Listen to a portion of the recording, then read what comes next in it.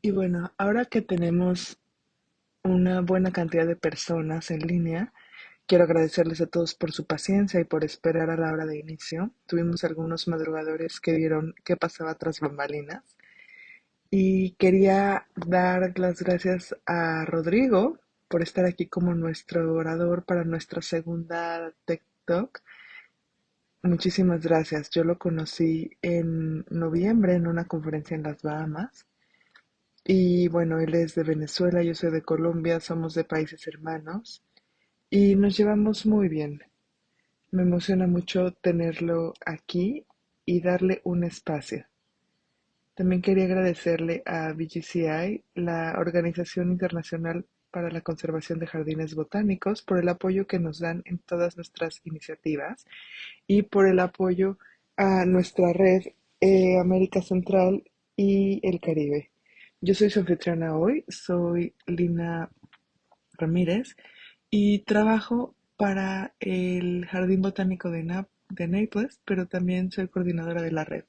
Así que muchas gracias por acompañarnos en este hermoso viaje.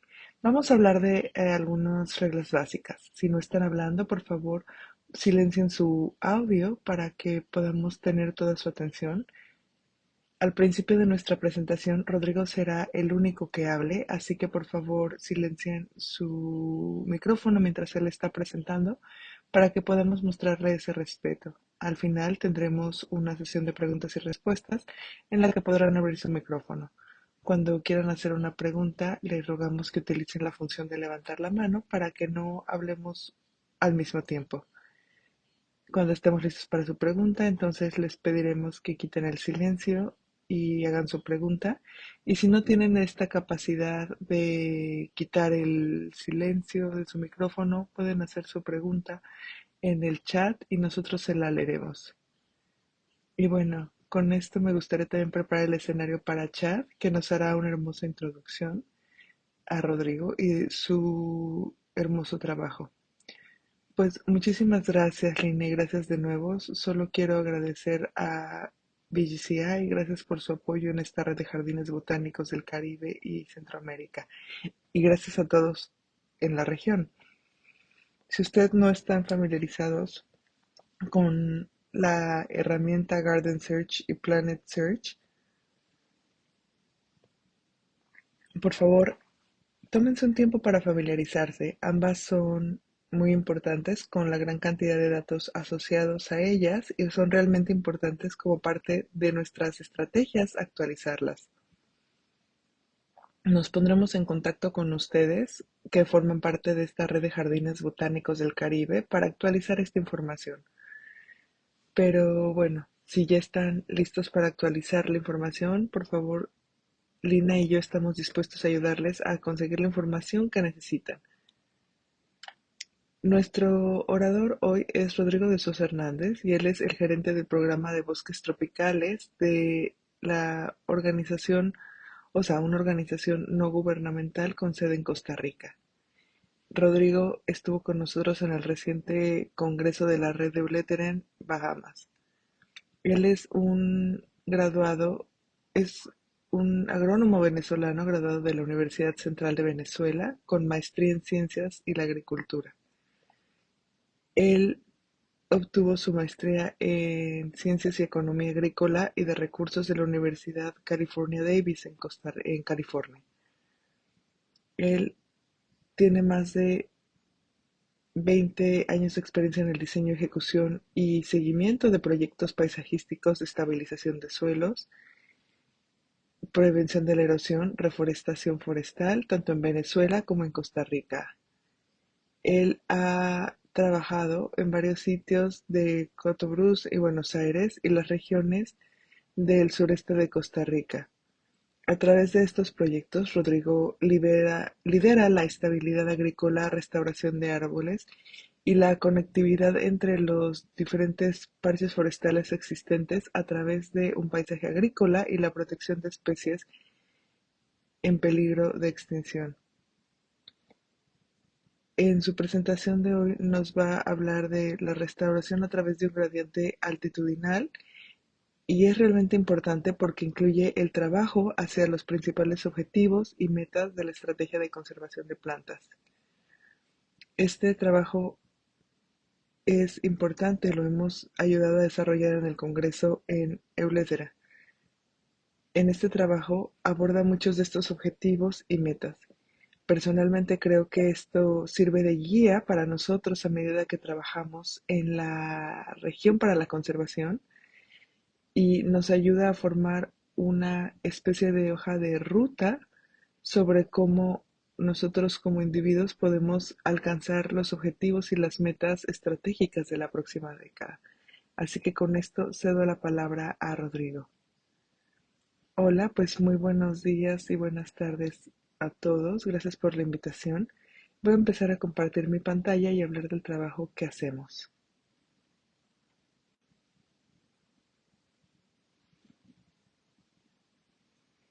Aquí está.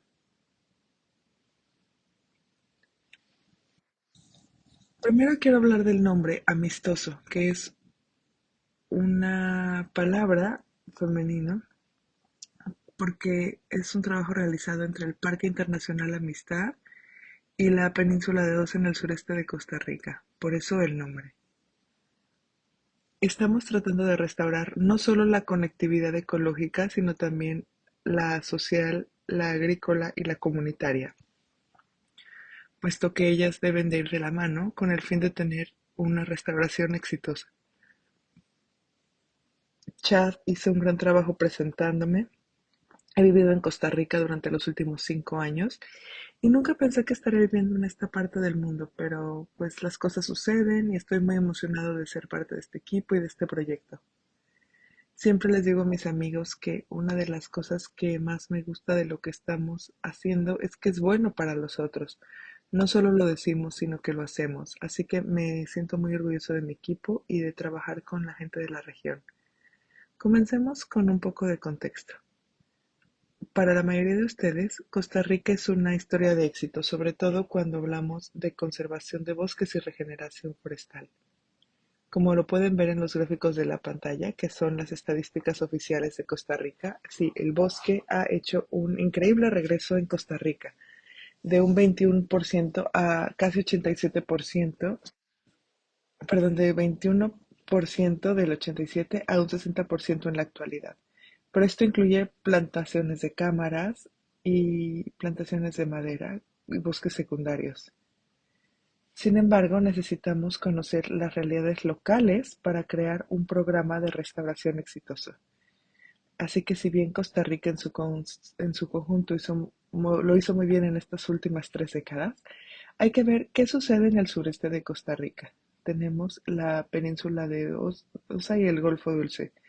El color azul representa el aumento de la biomasa y el color rojo representa la disminución de la biomasa. Estas son imágenes con satélite, así que son mediciones muy precisas y reflejan lo que está sucediendo con la vegetación. Si está azul, podemos inferir que hay más árboles y más bosque. Si es rojo, es lo contrario. En esta región, en esta subregión del sureste de Costa Rica, la tendencia es positiva efectivamente, azul o blanco, lo cual indica que no hay cambios. Si vemos el Parque Internacional, el Parque Internacional La Amistad, el color dominante es blanco, pues es un área protegida. Los bosques primarios estaban protegidos, así que se han mantenido. Así que la tendencia es positiva. Pero si nos fijamos en el centro, es claramente una realidad diferente. El color rojo realmente domina este paisaje agrícola. Es muy importante entender la historia de un lugar con el fin de pensar en la restauración. Lo que pasó ahí no es que la gente era mala o tomaron malas decisiones. Fue solamente un cambio de precio en un producto básico que es el café. No fue causado por Costa Rica, fue causado por Brasil en los 80 al entrar en el mercado, con lo que se redujeron los precios y los agricultores se vieron obligados a cortar los arbustos de café que normalmente albergan más árboles y más biomasa y cambiarlo a pastor. No es una mala decisión, sino una decisión que refleja la realidad. Así que es importante entender esto. Esta es la región en la que trabajamos y nuestro proyecto se desarrolla. Así nació el proyecto. Vimos que había muchas áreas protegidas con buena cobertura forestal, con un aumento de la cobertura forestal, y que, vimos que la tendencia en el medio era otra. Necesitamos una buena conectividad para proteger plantas y animales, así que de ahí nació este proyecto de restauración para proteger estas tierras.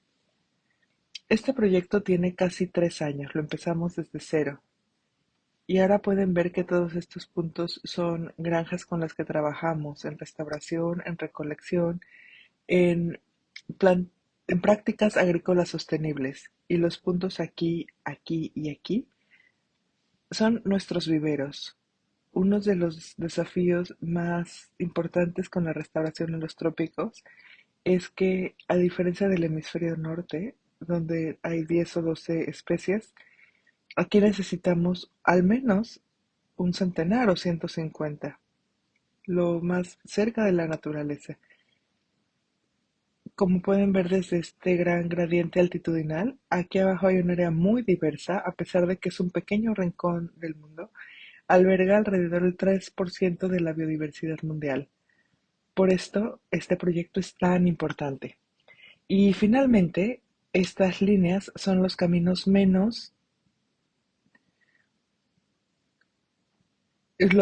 perdón, en donde tenemos que poner un mayor trabajo, porque así podemos hacer un trabajo con un mayor impacto en la naturaleza. Este es el contexto regional. Como lo decía, necesitamos tener un buen inventario de viveros para la restauración. No estamos plantando árboles nativos de Costa Rica, sino árboles nativos de esta región de Costa Rica. Hay muchos árboles que no son necesarios en otras partes de Costa Rica y no los plantamos. Esto es importante porque si estamos restaurando, tenemos que tratar de imitar lo que la naturaleza nos dio.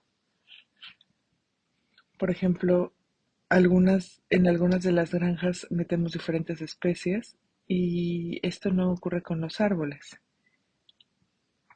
El año pasado, a pesar de que plantamos casi 100,000 árboles, nos encontramos que fuimos capaces de mantener nuestro inventario en alrededor de 100,000 árboles, alrededor de 220 especies por cada proyecto de restauración. Plantamos no menos de 30 especies diferentes. Así que nuestro modelo de restauración, del que vamos a hablar ahora, podemos decir que es algo que al empezar a trabajar en el campo aprendemos los aspectos claves del trabajo que hacemos. La restauración tiene dos componentes. El primero es el biológico. Este incluye la conservación primaria de los bosques, la conservación de los bosques primarios. También tenemos bosques secundarios. Hacemos un montón de enriquecimiento de los bosques secundarios y utilizamos principalmente árboles raros o en peligro de extinción. Después queremos conectar estas zonas forestales para que la fauna se mueva. Hay que recordar que estamos trabajando en las zonas protegidas y hay que pensarnos cuál es la mejor forma de conectarlos. Perdón, hay que recordar que no estamos trabajando en zonas protegidas, sino en tierras de cultivo privadas. Y este concepto es clave cuando estamos diseñando esto. Por supuesto, tenemos después las masas de agua, que son espacios culturales que queremos preservar y mejorar. Por último, queremos aumentar la cubierta forestal centrándonos en la conectividad ecológica, no solo plantando árboles, sino también con conocimientos científicos. Queremos utilizar los árboles para mejorar la vida salvaje. En nuestra organización tenemos un equipo dedicado al seguimiento de la vida salvaje, información muy útil que utilizamos en nuestros proyectos de restauración. Hablemos ahora de nuestro componente social y productivo. Como lo decía, puedes hacer mucha conectividad ecológica, pero si no trabajas con las comunidades y los agricultores, que son tus aliados sobre el terreno, la restauración no va a tener mucho futuro. Nosotros trabajamos yendo a las granjas, les explicamos o nos explican sus necesidades. Por ejemplo, si están trabajando en cierto tipo de crías, nos dicen que quieren mejorar sus modelos. Nosotros siempre fomentamos la diversificación de las explotaciones, que es muy importante, sobre todo cuando pensamos en cambio climático y en la resiliencia. Si no hay diversificación, los agricultores están expuestos a los cambios en los precios del mercado, como vimos en los primeros proyectos, en los que solo se plantaba café porque estaban expuestos a los cambios en los precios de esta materia prima. El año pasado hicimos un taller sobre la vainilla, este año vamos a hacer uno sobre el cacao, hemos hecho de madera también, así que la idea es fomentar la diversificación y queremos enseñarle a los agricultores cómo hacerlo. Por supuesto, también queremos estimular la disminución o el mejor uso de los productos agroquímicos. Queremos cambiar el modelo de producción, perdón, a uno más amigable con el medio ambiente. Y un nuevo mecanismo que estamos desarrollando es el apoyo financiero a la tecnología de producción sostenible. A veces adoptar nuevas tecnologías es caro y la mayoría de las veces los agricultores no tienen acceso a créditos. Así que es importante que tengan fondos para diversificar y mejorar sus granjas. Cuando diseñamos áreas de restauración a nivel de granja, no solo decidimos qué, qué sembrar, sino que también incluimos a las comunidades como parte activa de estos diseños. Todos participan en la selección de especies. También se involucran en la selección de árboles, porque tal vez haya algunos que les gustan. Y es importante entender que solo estamos, que el agricultor es quien va a permanecer en la propiedad en la que estamos plantando árboles.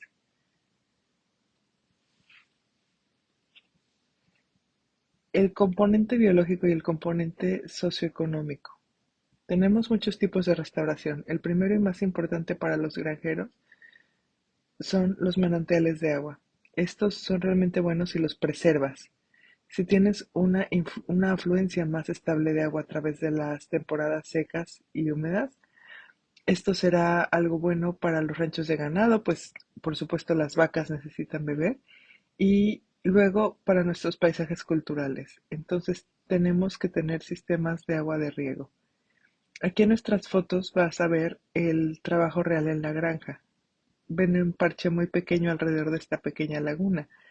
Pero solo al hacer esto, el ciclo hidrológico cambia y estamos plantando árboles. El ciclo mejora en solo 6 meses. Esta era una granja muy degradada, así que la idea fue trabajar poco a poco para preservar los manantiales. El segundo tipo de restauración que hacemos, como lo dije antes, los corredores ribereños son un aspecto clave cuando estamos restaurando un paisaje. La mayoría de los campesinos quieren tener arroyos o árboles, perdón, cerca de sus ríos, por lo que estamos trabajando en estas tiras de 10 a 30 metros de ancho. La selección de especies que utilizamos para cada uno de estos tipos de restauración, mismo de lo que hablaremos después, es una mezcla diferente, porque hay diferentes necesidades y diferentes realidades. El tercer tipo de restauración que hacemos es la restauración del degradado y la erosión de la tierra. Esto se ve normalmente en granjas que no tienen una buena gestión. Lo que queremos hacer es apartar esta tierra de los pastos y plantarla con árboles y también planificar forrajes para que puedan servir como fuente de alimento para las vacas, pero que las vacas no puedan entrar en estas áreas de acá. Este es el patrimonio del agricultor, el suelo, por lo que si el suelo se degrada, más allá de perder esto, va a estar perdiendo dinero también.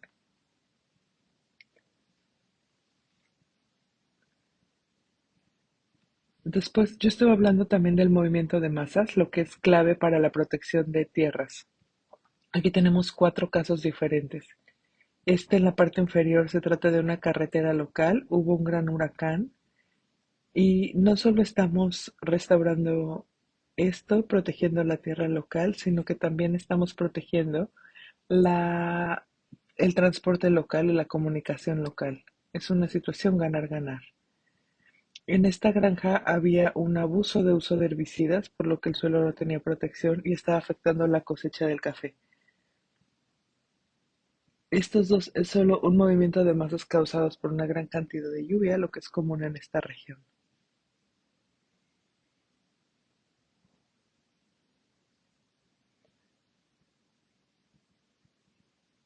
Yo les comentaba que restauramos con el agricultor, lo que es muy común en esta región.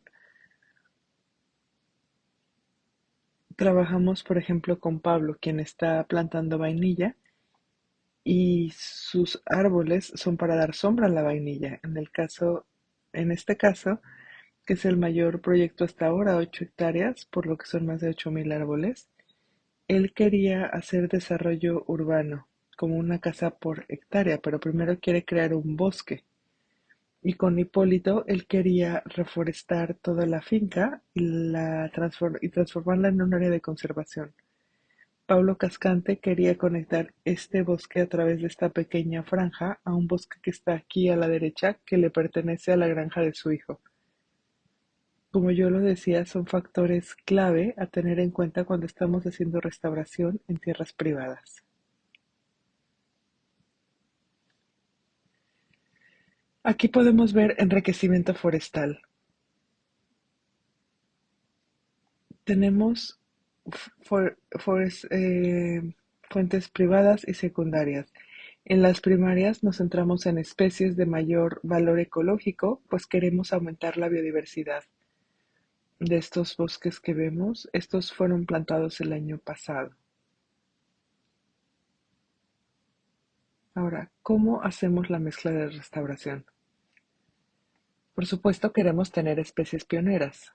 Estos árboles que ven aquí no llegan ni a los 2 años. Este tiene 1 año, 4 meses desde que fue plantado y miren su tamaño, ya tiene 3 metros. Aquí el problema no es la sequía, no son los incendios, son la agresividad de algunos pastores, porque estos pastizales fueron diseñados para alimentar a un montón de vacas, perdón, lo que resulta una limitación en la regeneración natural. Hay que pensar entonces cómo cómo esto afecta el tamaño de los árboles. Estos son los que llamamos los árboles primarios que sirven para los otros que estamos plantando. Estos son árboles resistentes que pueden soportar condiciones muy duras. El segundo grupo, que también puede ser parte del pionero, pero con un valor añadido adicional, que tiene la capacidad de incluir otras especies. Aquí tenemos una guayaba y pueden ver la sombra diferente que hacen en el pasto aquí. Estas son sombras que mejoran la fertilidad de la tierra y al mismo tiempo son una fuente de alimentación para todos, incluidos los humanos. Estos frutos son deliciosos, son nativos, muchas especies y como pueden ver, también soportan las inundaciones, que son un problema durante la temporada de lluvias. En el tercer grupo tenemos las especies objetivo. Son aquellas que dependen del proyecto a diseñar o los deseos del agricultor. Aquí tenemos en el centro Terminalia Amazonia, que es un árbol maderero muy que le gusta mucho a los agricultores. Este de acá es muy bueno para las abejas. Este de acá es uno bueno otras, para otros arbustos y especies, perdón. Perdón, aquí no solo plantamos árboles, sino también arbustos y hierbas. Podemos ver que la raíz crece 4 metros, como 12 pies de profundidad en el suelo, y puede soportar condiciones muy duras. Y el último grupo, pero tal vez el más importante, son los árboles raros y en peligros de extinción. Aquí trabajamos con el grupo botánico que hacen muchas expediciones, recolecta identificaciones, germinamos estas semillas en nuestros viveros y los colocamos en los sitios de restauración. Lo que pueden ver aquí a la derecha es un tipo de roble que es nativo de Costa Rica. Aquí a la izquierda pueden ver un Hornos mexicana, es el único fuera de Norteamérica y Europa y Asia. Y aquí está la joya de nuestros árboles raros, un fósil vivo nombrado por primera vez en 2015, muy recientemente. Y a través de nuestras expediciones hemos aprendido lo raro que es. Solo hay 7 de estos árboles en una etapa adulta en la península, por lo que plantamos más de un centenar de estos. Este es un elemento clave para nuestro trabajo de restauración. Por supuesto que se puede hacer un gran trabajo restaurando y mezclando las especies, pero sin esto el proyecto no va a ir a ninguna parte. Y creo que la mayoría de los proyectos fracasan por esto, porque hacen un gran diseño, una gran planificación, pero nunca regresan. Y así es como mantenemos viva la relación entre nuestro proyecto y los agricultores. En primer lugar, hay que marcar claramente todas las áreas en las que vamos a plantar, y esto lo hacemos con los agricultores para que sepan dónde estará el borde y qué tamaño tendrá. Una cosa es verlo en Google Earth y otra cosa es verlo ya en la granja. Una vez que estas zonas están definidas y aprobadas por ellos, las marcamos con estacas. Para esto utilizamos estacas de bambú, que es que están hechas de bambú chino, es barato, es abundante y sobre todo es ligero. Y lo utilizamos no solo para marcar en dónde plantaremos los árboles, pero muy importante, contar cuántos árboles tenemos que traer. Porque imagínense un sitio de restauración al cual solo pueden acceder caminando o está a media milla del camino más cercano y después las personas cargan el doble de árboles que necesitan. Pues no. Entonces es muy importante y después marcamos estos para contar la mortalidad, los marcamos con colores de cintas brillantes y el año pasado vamos y replantamos y sabemos cuántos se necesitan replantar. Una vez que los sitios de plantación están marcados con estas estacas, quitamos las hierbas con una pala. Este es el diámetro mínimo que tiene que tener el círculo de plantación. Después llevamos los árboles al campo y las mezclamos en una canasta, las especies. Las mezclamos ahí y sabemos ya qué grupo de especies debe de ir dónde y después ya es muy fácil hacer la distribución. Hacemos mantenimiento por lo menos 2 veces al año. Contamos la mortalidad al final de la temporada seca, que es abril, y en mayo volvemos a replantar. Quería enseñarles lo difícil que es este trabajo, porque una cosa es decirlo y otra cosa es hacerlo. Aquí está un video de dron tomado por Rodrigo Benavides, nuestro coordinador, y creo que realmente demuestra lo difícil que es este trabajo.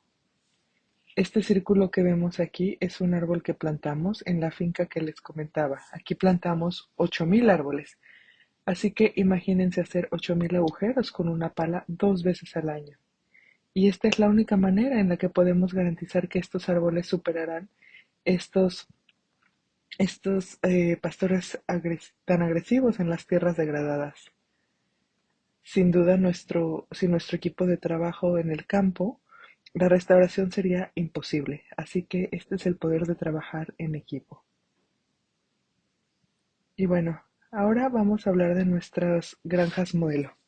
Ya hablamos de la restauración, de los componentes biológicos de la restauración, el componente socioeconómico. ¿Cómo hacemos la restauración? Pero restauración sin mejoras en la productividad agrícola no va a llegar a ningún lado. Por esto es sumamente importante este tema. Tenemos diferentes granjas modelo. Aquí mezclamos pasturas con árboles, tenemos sistemas agroforestales en los que mezclamos varios tipos de cultivo, hacemos cultivos en el bosque secundario. El problema aquí es que tienen un valor económico pequeño, por lo que la gente tiende a cortarlos fácilmente. Si plantamos cultivos, aquí podemos incrementar el valor económico y entonces los agricultores tendrán un incentivo menor para cortar el bosque. Y después trabajamos en la conservación y en el desarrollo de ecoturismo. Esto se está volviendo más popular en Costa Rica. Por supuesto, Costa Rica lleva las riendas del ecoturismo, así que por esto es tan importante. También tenemos bloques de plantación. A veces una granja puede tener uno de estos sistemas, a veces todos estos sistemas distribuidos en su paisaje. Esto depende de los agricultores, de sus necesidades, de sus condiciones, así que es un proceso de diseño muy divertido. Pero bueno, ahora vamos a hablar de los sistemas de pastoreo. Estos que están viendo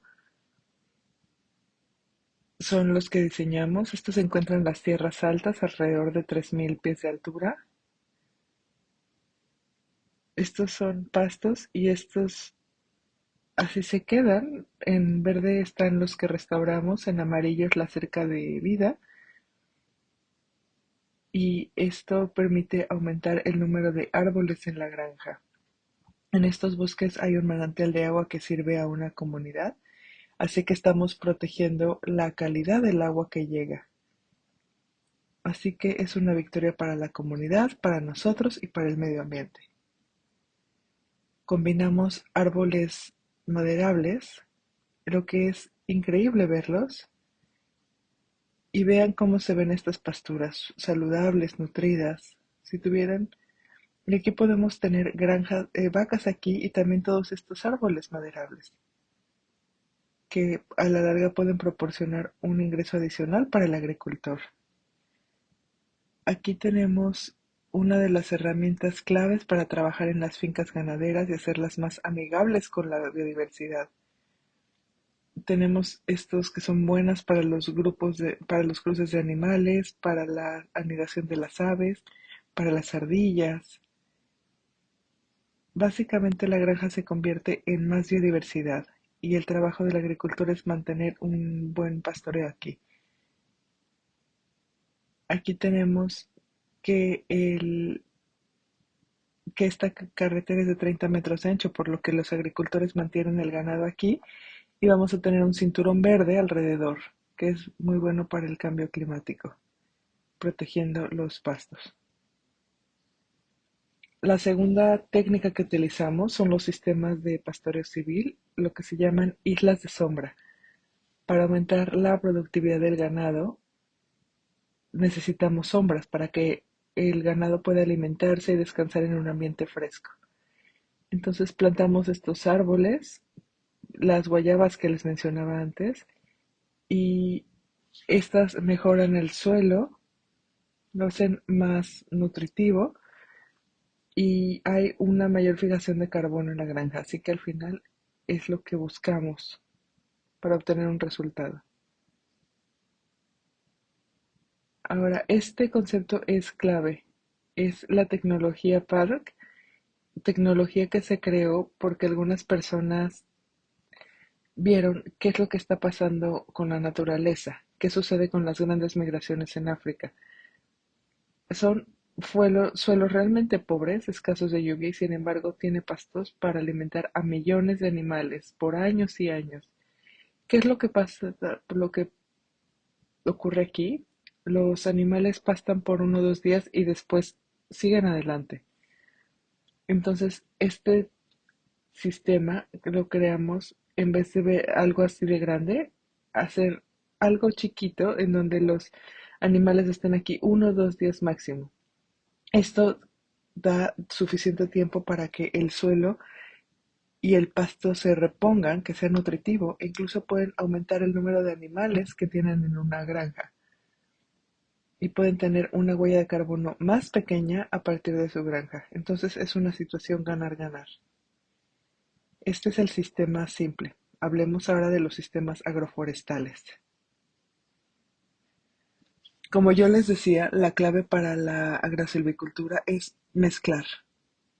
Todas estas fotos son del mismo lugar. Parece un jardín hermoso. Tiene plátanos, tiene cafés, este es un árbol maderero, este sujeto plantó frijoles y también yuca. Y también tenemos 3 diferentes tipos de árboles maderables.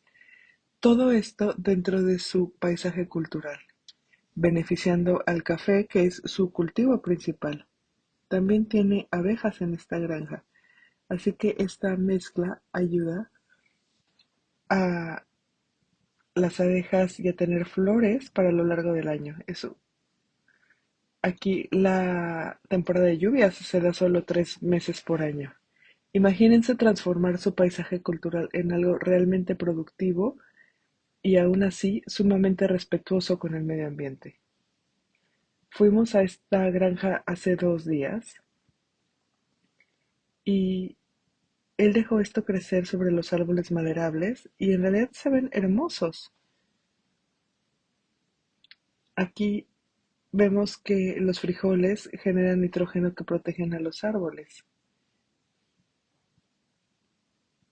Esto es algo que tal vez veamos que tal vez intentemos en la siguiente temporada de siembra. Podríamos tratar de poner estos frijoles cerca de los árboles más degradados.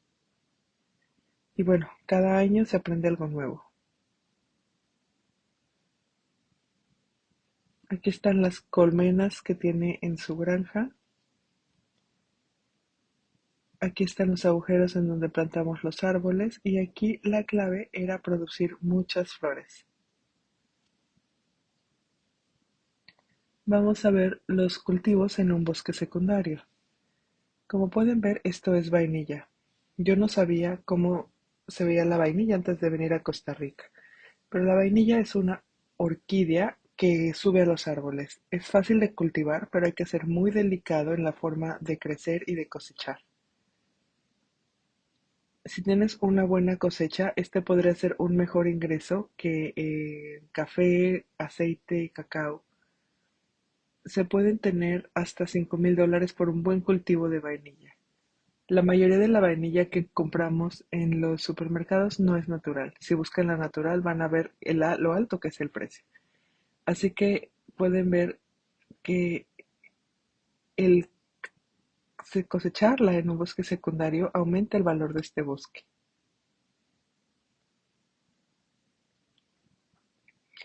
Hablemos de la conservación y el ecoturismo.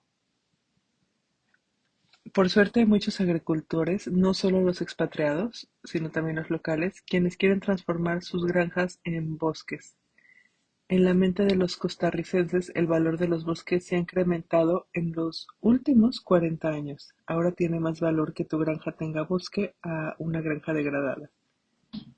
Así que muchos quieren plantar árboles para solucionar esto. Aquí hay ejemplos. Y por supuesto hay mucho potencial para el ecoturismo. Hay una gran diversidad de valor para las aves. Esta es una granja de café Cocofer diversa en el borde del Amistad International Park con más de 700 variedades de café.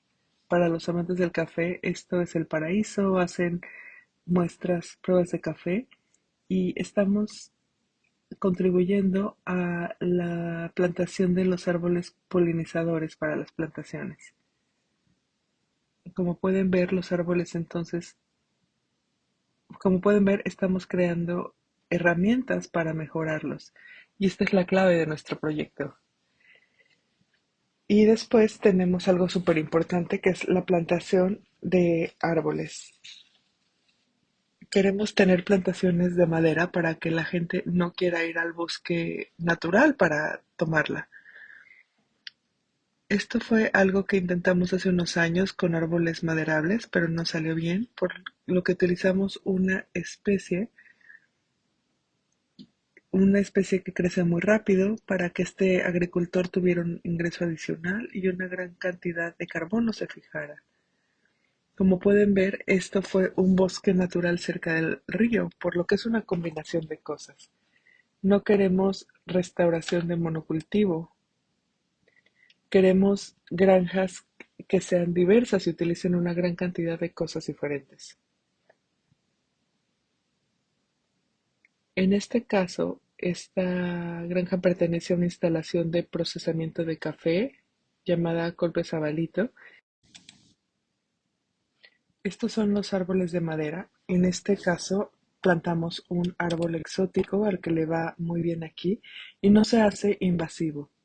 Estos árboles serán cosechados, así que no se quedarán en la naturaleza, y después los combinamos con árboles de leña, porque estos beneficios quieren llegar a ser neutros en carbono, están solicitando una certificación, por lo que en lugar de tomar la madera de los bosques, la toman de sus propias plantaciones. Y en el proceso estos son árboles de leguminosas que van a llegar a la tierra y alimentar a varios animales. Ahora hablemos de programas para ayudar a los agricultores. Queremos en este caso que, por ejemplo, en un rancho de ganado dejar sistemas de distribución de aguas para que las vacas no tengan que ir a manantiales. Queremos sacar el agua, ponerla en la granja para que sea menos invasivo. En el caso del café, queremos aumentar la cubierta arbórea y poner árboles madereros, aumentar los arbustos polinizadores, en el caso del café. En el caso del aceite de palma, pueden ver que se trata de una plantación de aceite de palma de muy alto rendimiento. Pero vean cuántos árboles hay en el paisaje. Lo que necesitamos es tener monocultivo, teniendo árboles protegiendo la vida salvaje y otros árboles grandes que protegen tu bolsillo. En este caso estás protegiendo también el río y sirve de conectividad para este, para esta zona. Esta es el borde de un parque nacional, así que es importante tener aquí diferentes sistemas de producción. La idea con este programa es dar préstamos a los agricultores y luego haremos un estudio en 2 y 5 años con varios indicadores que nos van a decir cómo vamos con la calidad del agua, la biodiversidad y demás. Vamos a crear un sistema de puntos y si un agricultor se pone encima de ciertos puntos, hasta la mitad de su préstamo puede ser perdonado. Es decir, creo que es un programa muy innovador. Vamos a empezar probablemente este año con una muestra de 8 ranchos de ganado. Lo haremos despacio para que en el proceso aprendamos también cómo mejorarlo. Hay muchos programas de micropréstamos en la región, pero creo que ninguno está ligado a las mejoras de la biodiversidad a nivel de granja. Como pueden ver, estos son indicadores que vamos a medir. Tienen que ser claros, tienen que ser fáciles de medir y por supuesto, dependiendo del valor, tendremos diferentes puntos. El número de árboles para los pastores es diferente que para el café y porque la naturaleza de estos cultivos es diferente. Lo que han visto en todas las presentaciones es que esta mujer es quien posee estas granjas. Ella va a ser una de los miembros del programa piloto. Ella tiene granjas de aceite de palma, tiene pasturas, queremos que empiece a trabajar con silvicultura, con plantaciones de árboles frutales. Ella va a ser una muestra viva. Así vemos a nuestro proyecto. Estamos tratando de hacer cosas, probando, viendo cómo funcionan. Este es el letrero de esta granja. Pueden ver lo complejo que es. Estos en marrón son los productos para las vacas adultas. estos amarillos para los potrillos, para las vacas jóvenes, perdón. Podemos verlo en verde para las áreas a restaurarse. Aquí vemos las áreas para leche y producción de queso. Aquí la restauración de agua. Como pueden ver, esto es algo muy complejo y tiene que ser bien pensado. Tenemos que trabajar con nuestros socios, en nuestro caso el Ministerio de Agricultura de Costa Rica y la Cámara del Sureste de Costa Rica. Entonces hicimos un diseño, se lo propusimos a la propietaria y por supuesto que ella está feliz porque podría hacer todo esto a un costo mucho más bajo del que pagaría por la banca tradicional. Y bueno, esta es nuestra conversación el día de hoy. Muchísimas gracias. Y yo quería enseñárselos y agradecerles esto. Como pueden ver, esto es un trabajo en equipo. Este equipo me pone sentimental porque realmente dejan su corazón en esto. Sin ellos, nada sería posible. Así que muchísimas gracias. Muchas gracias, Rodrigo. Tengo muchas preguntas que hacer, pero quiero primero darle la oportunidad a nuestros invitados para ver si alguien tiene alguna pregunta. No veo ninguna todavía. Si lo desean, pueden abrir su micrófono. Si no, yo preguntaré. Adelante. Sí, estaba buscando la función de levantar la mano. Rodrigo, muchas gracias. Voy a votar para ti si te postulas para presidente. Creo que si el mundo funcionara en la forma en la que tú estás operando esto, sería increíble. En el Jardín Botánico de Naples hacemos proyectos de restauración. Algunos de los desafíos a los que nos enfrentamos en este momento, y lo abordaste, es que a veces el lapso de tiempo entre la planificación de proyecto y tener las plantas disponibles para el proyecto no garantiza necesariamente que tendremos las plantas adecuadas disponibles. Trabajando con tantos ecosistemas diferentes, ¿puedes hablar un poco de cómo ocurre esto? Sí, muchas gracias. Pues es imposible porque trabajamos con la naturaleza. La forma en la que hemos encontrado para abordar esto es primero, hay que construir año con año un calendario fonológico con las especies claves para nuestros viveros. Hay que ver cuándo debemos mirar a los árboles madre, cuándo están listas las semillas. Y quiero decir que nuestras plántulas tal vez vienen 30-40% de semillas, pero 60% de plántulas que recogemos en el bosque. Y a veces no podemos replicar cuando la naturaleza hace esto. Así que hay que identificar áreas donde sabemos que tal vez vaya a haber tal vez 1 millón de plántulas. Y este ha sido un gran proceso de aprendizaje en este proyecto. Recuerdo cuando empecé, lo primero que hicimos fue tomar un automóvil y conducir para descubrir esto. Conforme más descubres, entonces empiezas a tener un mapa mental de hacia dónde tienes que ir y demás. Este es un buen enfoque. Pero por supuesto, a veces la naturaleza juega trucos.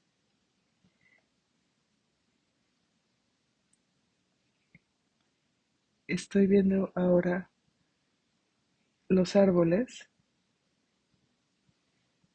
que están arrojando muchos frutos jóvenes, entonces sé que este año va a ser buena la producción. Pero hay veces en las que no podemos controlar esto. Por ejemplo, en el caso de los robles, hemos descubierto que un árbol el año produce bastante bien y el siguiente año no. Entonces ha sido un proceso de aprendizaje y tenemos la gran ayuda del equipo botánico porque hacemos restauración y botánica. Así que el equipo de restauración está, por supuesto, encargado de las colecciones y los equipos botánicos se dedican a la vigilancia. Y después, ¿cómo calculamos el tiempo que va a tardar que las plántulas estén listas? Pues es imposible, sobre todo en los trópicos. Así que A veces las mezclas que sacamos al campo dependen mucho de nuestros viveros. Tal vez desearíamos una mezcla diferente, pero esa no es la realidad. Hacemos lo mejor con la mejor mezcla que podemos de acuerdo a nuestra realidad. Así es como hemos podido manejarlo. Hay algunas especies que hasta hoy no hemos logrado propagar y realmente queremos hacerlo, pero es un proceso en marcha. Hay algunas preguntas en el chat. La primera es, ¿cómo se seleccionan las plantas?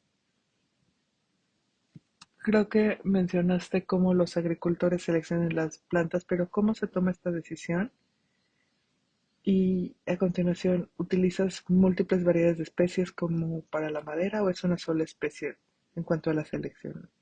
Cuando restauramos, depende del tipo de restauración, como hemos visto en las diapositivas. Digamos que queremos hacer algo a la orilla del río, entonces lo que queremos es tener algunos pioneros, algunas legumbres, pero también queremos incluir algunos tipos de interés para los productores. A veces en las rivieras la fertilidad es mejor y los árboles tienen una mejor protección. Por lo que entonces aquí dependerá de la ubicación de la granja. Después revisamos si tenemos viveros, hacemos un conteo con las estacas y decimos, bien, vamos a plantar aquí, por ejemplo, 1345 árboles. Hacemos una lista de la distribución con las especies que traemos. Hacemos una especie de vivero y luego en cestas hacemos esta mezcla. Agrupamos las especies y al final decidimos que cada cesta tendrá 15 árboles, por ejemplo, y decimos 3 pioneros, 4 raros, 3 de interés, etcétera. En la selección de especies participa el agricultor, pero por supuesto tenemos un gran papel en esto. ¿Cuál era la segunda pregunta? Se me olvidó, lo lamento. Sí, estabas hablando de la plantación de madera. Cuando haces esto, utilizas una especie o múltiples especies. Esto depende de la granja. Nuestro enfoque favorito es utilizar diferentes especies porque esto incrementa el horizonte de cosecha para el agricultor. Si tenemos árboles de medio plazo, largo plazo, etcétera, solo, entonces digamos que si no tenemos esta planificación, entonces el tiempo de recolección va a cambiar. Por ejemplo, lo cosechado entre los 8 y 12 años, pero esto depende del trabajo de la granja. Es una actividad productiva y una actividad de restauración. La siguiente pregunta es si fue difícil conseguir que los agricultores se involucraran en el proyecto.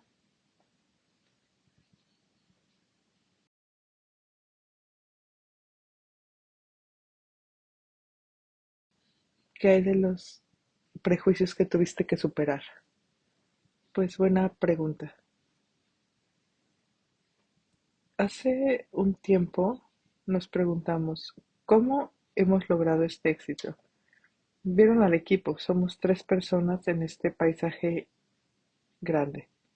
¿Cómo logramos el éxito? Lo primero es tener aliadas. Si yo voy a una vaquería representando a una ONG medioambiental solo, por supuesto el ganadero me va a ver a mí como si no creyera en mí, pero si voy yo y llevo a un veterinario de la cámara ganadera que ha salvado a 5 de sus vacas, por ejemplo, entonces estoy entrando en una puerta diferente. Es más abierto, más dispuesto a hablar con nosotros, más dispuesto a escuchar nuestras ideas. Sabe que no somos locos, que somos gente razonable y que no se trata solo de conservación, sino que también estamos hablando de mejorar sus medios de subsistencia. Pero si vamos con el veterinario, nos creerá tal vez, porque dirá, bueno, eres colombiano, eres latinoamericano, no sé, depende. Creo que en la mayoría de las granjas con las que estamos trabajando lo hacemos a través de alianzas locales o alianzas nacionales, ya sea en las comunidades.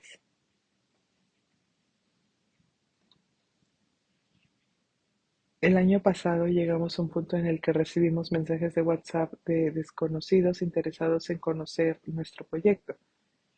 Una clave es ser responsables y cumplir lo que uno dice que va a cumplir y de explicar lo que no se puede hacer, pero tratar de ayudar de que esto que no podemos hacer nosotros lo haga alguien más. Creo que la clave aquí es crear relaciones de confianza. Por supuesto, hemos tenido granjas que se han retirado del proyecto, pero tenemos tal vez 300 amigos en nuestra red y creo que tenemos entre 7 y 9 granjas que nos han apoyado. Así que creo que hemos tenido bastante éxito.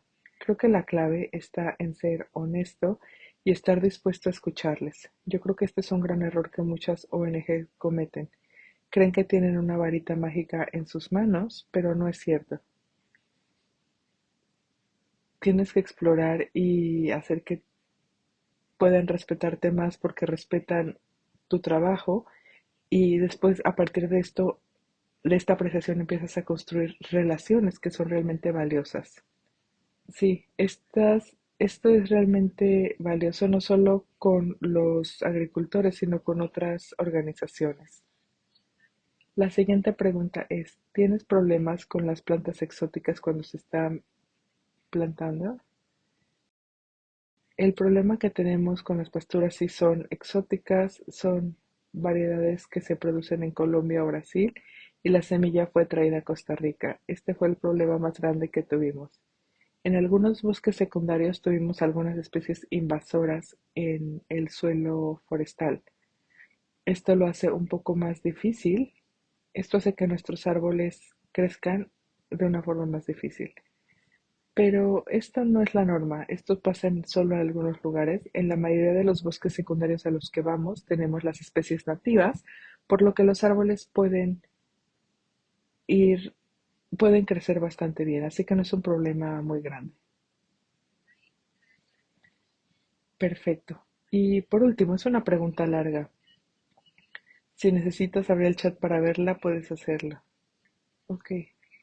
Dice, los experimentos de latencia se realizan para desarrollar una mayor tasa de éxito de germinación en especies más difíciles de cultivar. Sí, nos gustaría hacer más ciencia, pero tenemos poco tiempo para la ciencia porque siempre tenemos prisa. Nuestros objetivos son enormes, tenemos que plantar 100 árboles en un paisaje tan diverso que es difícil acceder a él.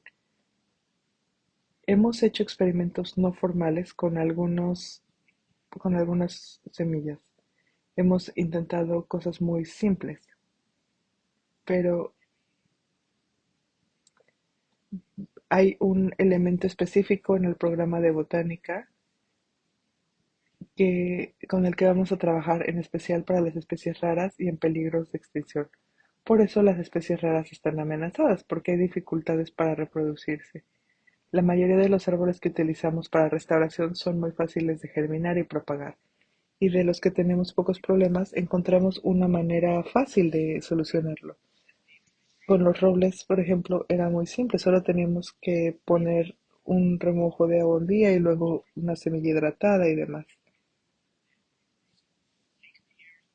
Pero uno de nuestros gerentes, por ejemplo, en el vivero, un hombre de unos 60 años, tenía el conocimiento local y realmente nos dio esta solución y nos dijo, es simple, un día en el agua, ponle un trapo a la sombra y cuando empiecen a germinar, entonces ya lo pones. A veces las soluciones son así muy simples, pero para alguna especie, por ejemplo la magnolia, estamos encontrando un gran desafío de reproducción. Como María José dice, ella es la coordinadora del programa de botánica, es una especie que quiere extinguirse, porque es como que no produce semillas, no hay plántulas, entonces no es viable. Estamos tratando de hacer propagación sexual y es muy complejo.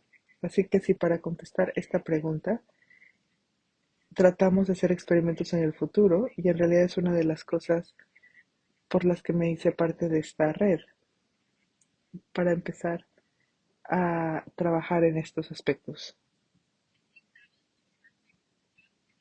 Creo que esto fue el punto perfecto para terminar esta charla.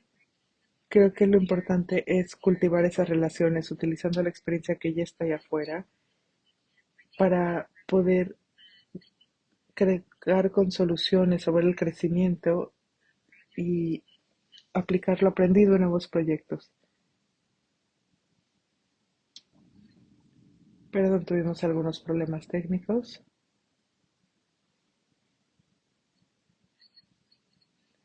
Ok, supongo que esto hace el cierre del evento bastante rápido. Solo quería agradecerles a todos por estar aquí, por ser parte de nuestra red formal o informalmente. Estaremos haciendo esta serie de pláticas técnicas cada trimestre. Espero que no duden en hacerle más preguntas a Rodrigo. Su correo electrónico está en los materiales que compartimos. Y si tienen alguna pregunta adicional, pueden contactarse conmigo, con el Jardín Botánico. Nuevamente, mi nombre es Lina Ramírez. Gracias a todos por unirse. Hemos grabado esto, así que se los vamos a enviar. Y bueno, no duden en compartir esta información y permitir y completar el registro para las siguientes. Muchísimas gracias. Gracias, Rodrigo.